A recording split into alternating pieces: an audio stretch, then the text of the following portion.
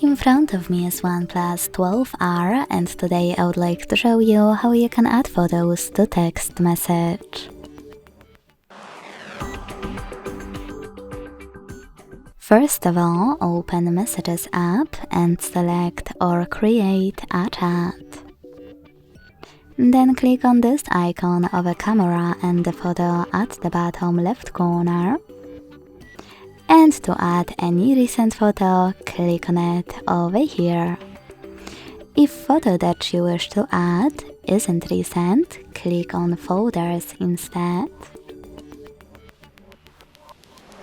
Look for it over here, and when you find it, tap on it. Thanks so much for watching. If you enjoyed this video, don't forget to leave a like, comment and subscribe. Bye!